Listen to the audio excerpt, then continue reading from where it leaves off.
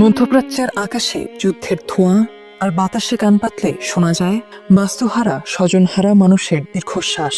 আজ ঈদ উল ফিতর ও নওরোজ হলেও ইরানের মানুষের অন্ধকার জীবনে উৎসবের আনন্দ তেমন স্পর্শ করতে পারেনি।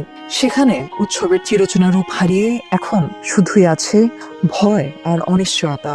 তবুও মৃত্যুকে ভয় না করে তেহরান সহ দেশের বিভিন্ন প্রান্তে হাজারো মানুষ জড়ো হয়েছেন ঈদের জামাতে। উৎসবের দিনেও ইসরায়েলি বাহিনীর হামলার শিকার হয়েছে তেহরান।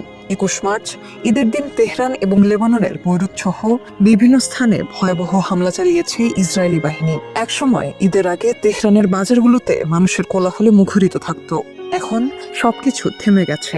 ঘরের বাইরে যাওয়াই এখন মৃত্যুর ঝুঁকি নেওয়ার সামিল। যুক্তরাষ্ট্র ও ইসরায়েলের একের পর এক হামলায় পুরোপুরি বিপর্যস্ত হয়ে পড়েছে ইরানের জনজীবন। এ পর্যন্ত 2000-এর বেশি মানুষের মৃত্যু হয়েছে এই সংঘাতে। যুদ্ধ আর আগে থেকেই চলা অর্থনৈতিক চরম সংকটে সাধারণ মানুষের বেঁচে থাকাই কঠিন হয়ে পড়েছে। এখানে যেন ঈদের নতুন পোশাক ও উপহার এগুলো এক বিলাসী স্বপ্ন। এর মধ্যে ঈদের আগের দিন 20 মার্চ ইসরায়েলি হামলায় নিহত হয়েছেন ইরানের রেভলিউশনারি গার্ডসের এক মুখপাত্র, আর তার জবাবে ইরানও ছুড়েছে ক্ষেপণাস্ত্র। সবকিছু মিলিয়ে যেন এক দমবন্ধ পরিস্থিতি। এবারের ঈদ ইরানিদের কাছে যেন হয়ে উঠেছে ভারী আর বেদনাময়। তেহরানের আকাশে বাতাসে এখন কেবলই বারুদের পোড়া গন্ধ।